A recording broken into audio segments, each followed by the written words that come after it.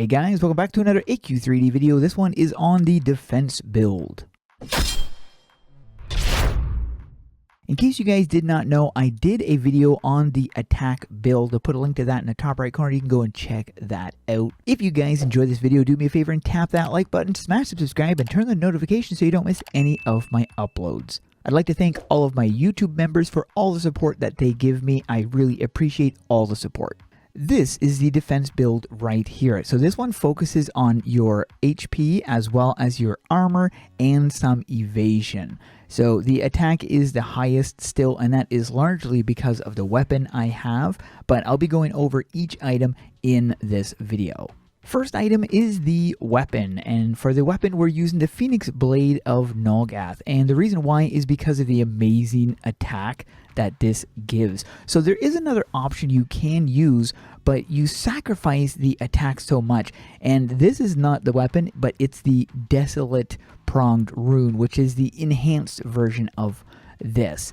Honestly, I won't even bother going into details about it because it's not worth it, largely because you only get like 70 more HP and you're losing like a ton of attack. You're losing like 100 and something attack from this. So it is not worth it to go for the Desolate Pronged Rune just to give you, 70 more HP. So that is why I recommend the Phoenix Blade of Nulgath for your weapon, even with the defense build, because a good defense is a great offense. Next is the armor. So we are using this one right here, the Epic Moist t-shirt. And the reason why is because of the amazing HP and armor. It's got evasion. It has everything basically. For the attack build, I use this, which does have a better evasion and better attack, but you do take a hit in the health department as well as the armor.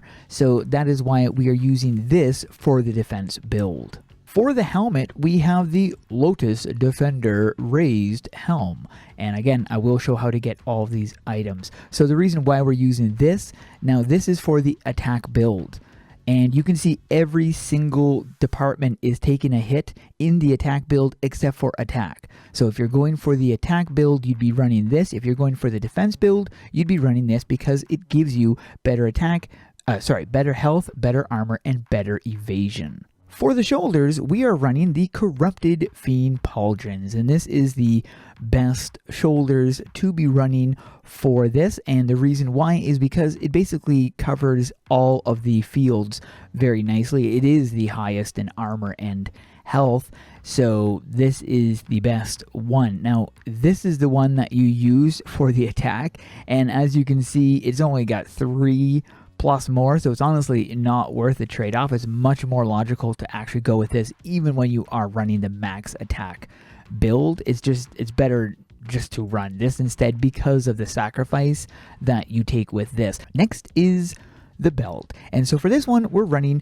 the Corrupted Fiend belt, and again I will be showing you how you can get all of these items, but this is the belt, and the reason why is because of course the armor and evasion. Now there is another option you have in here, which is this one right here, which does give more armor. However, it takes a hit in the evasion department, and the trade-off isn't worth it because good evasion means you can dodge more, and this is beneficial. So losing 51 points off of your evasion just to gain 14 more on armor, to me the trade-off wasn't worth it. So you can go with this one here, but honestly I think for me I'd be running this. For the cape, we are going with the Corrupted Fiend Spiked Mantle, and this is because of the evasion, because capes do not have armor or health. So, but it does have the highest evasion. For the attack build, we were running this one right here because of the crit that it gives, but you're taking a huge hit in the evasion department, and this is the difference between the two. So this is why the Corrupted Fiend is much better. For the gloves, surprisingly, the best one is the Golden Valor Gauntlets. This gives you a lot of health, and there is no other support stat in here. So you'd be focusing on health for your defense build if you want to have more HP. And the other trade-off was this, which is for the attack build. So the attack build gives you more attack and more haste, but less crit and less health. And this is a difference of the health. You're getting 95 more health over top, which is a pretty good number, and that's what this one gives. And again, I will show how to get all these items. So yeah, this is the item that you use for gloves. For boots, which is the final item required, we're going with the Lotus Defender boots. And I don't even remember, I think we were running the Fiend. Yes, we were running the Fiend Hunter because of the haste that it gives, as well as the evasion. So you are taking a hit in the evasion department by 39. However, as you can see with the Fiend, you're getting, with the Lotus you're getting 80 plus more armor. So the trade-off was worth it because you're getting more armor than you are losing evasion, which is why the Lotus Defender boots is the one for your defense build. Now let's go over how to get the items. So the first one is the Phoenix Blade of Nulgath, and by now you probably already have this. If you don't, I am working on a video on how to get this, the best way of getting it, and it's a work in progress. Hopefully I'll have it out by the end of this week. For the armor, the Epic Moist t-shirt, you're going to be heading to the Moist Verse. And to get there, we're going to be going into the adventures, into world areas, and at the very bottom, into special locations. We are going to Moist Verse. You are going to be talking to Chelsea right here, and in the Moist t-shirt upgrades, this is what you're going to be needing right here. So you're going to be needing the rare Moist t-shirt, as well as 20 of these, and then 420 really, I just noticed that now, and then 420 of these. So in order to get this, you're going to be needing the uncommon rare Moglin cards, and then the t-shirt scraps.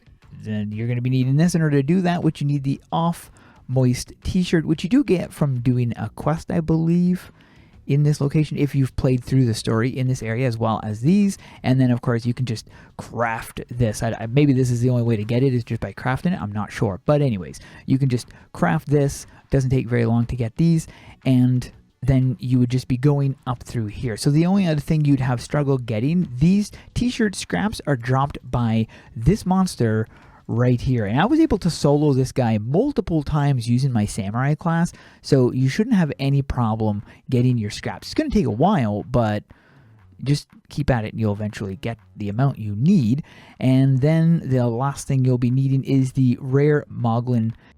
There's a couple ways of getting this, and one is by running the Goblin dungeon, but if there's nobody running the Goblin dungeon, then you can just farm up. I'll show you where to farm, actually. So another thing is you can get them right here as well by turning in your standard Moglin cards, and you can actually get these just by farming anything in this location, including this guy, I believe, and I believe this guy also drops the rare Moglin, but they'd be a lot rare. So you just fight these guys right here, right in this area here, and they drop the standard stuff, as well as a chance of dropping the rare.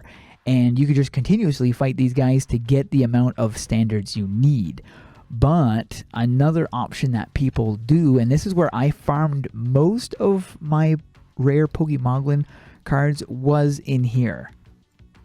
Where this person is, this is where I farmed right here, because it just seemed to be more of a reasonable drop for the rare things. I'm not sure why, but it seemed to be. So you've got your options there. Or of course you could be running that other dungeon I mentioned, which is that Goblin one, but you are definitely going to need a team to run it to make it worth your time, because it does take a while to beat it. And he can drop, you know, up to I think 10 rare Moglin cards at one time, but it's also a rare drop, so you're not guaranteed to get it every time. Next is the Lotus Defender, and there's a couple Lotus things that we had. So the next was the boots. So there's the boots and the helm. In order to do that, we're going to be going to the House of Oddities, head out the door, and you're going to be talking to Roland, and in the Defender crafting, you're going to be finding the boots right here. This is where you get the boots. And this is where you get the, raised helm, right here. You'll be needing Defender Metal and Elite Defender Metal. Now you can get the Elite Defender Metal really easy right here just by grabbing this thing if you're a Guardian, and then crafting this. Takes like 10 minutes to craft. Or another option is by converting your Defender Metals into the Elite Defender medals, but honestly, just running this battle on Siege and just keep fighting in here, once you beat the waves, if there's enough people in here, then you can just beat the waves and get the stuff right out of the chest and whatnot. So it doesn't take very long to get the Elite Defender stuff. Next is the Corrupted Fiend Pauldings. Now, I believe there are several different corrupted... Yes, there are. I believe there's 3 of them. Yes, 3 corrupted... Or is there 4? No, 3. So there's 3 corrupted fiend things, and you're going to be going back into your adventures, into world areas, and down to the Nolgath Saga, where we go to the Red Monastery. At this point, we're going to go out the door, because you could probably just talk to that guy right there, but anyways, you can just access it right here. So you'd be doing this challenge right here, because this is where you can get all of the different things. You've got your pauldrons right there. You've got the mantle right there. I forget the other thing, but anyways, it's all... Oh, the belt, I believe it was. Anyways, it's all right here, accessible right through the challenge. Last but not least is the Golden Valor Gauntlets, and this is very easily obtained. You're going to be heading to Cicero's shop and then head out the door. That's the shortcut that I use. And then you're going to be talking to Maximus right here. And in the Sandsea rewards, in the Sandsea capstone equipment, you can see your gauntlets right here. And it only costs 45 capstones, so not too shabby. Make sure you are infusing your stuff, because if you don't infuse it to the cap, then you're really not going to be getting the full benefit of this thing. That's why it costs a lot of gold to do it, but it is worth it if you want to have really good defense. So that is the defense. Now, I also mentioned a comparison earlier in the video about my attack and defense and the differences between them. So for the attack, for the defense, sorry, let me just go over the items again. So it's this item, this item, this item, this item, this one, this for the gloves, and this for the boots. So hopefully that makes it clear enough, because in my attack video, apparently I wasn't quite clear enough on what items to use for attack. So this is for the defense build. Let me show you the attack. This is the attack build. Now, as you can see, my health and my defense is hit by a large... Now, this is hit by like 400, and this is hit by a couple hundred. The attack is bumped up by a couple hundred. And I'll show you the required items for the attack build. So this is the weapon. This is the armor. This is the helm. These are the pauldrons. This is the belt. That's the cape. That's the gloves. And that is the boots. Hopefully this video will help you guys out. I'd like to thank Kurtz for the information he provided that I was able to use in this video. That is hilarious. This puppy's called Cujo.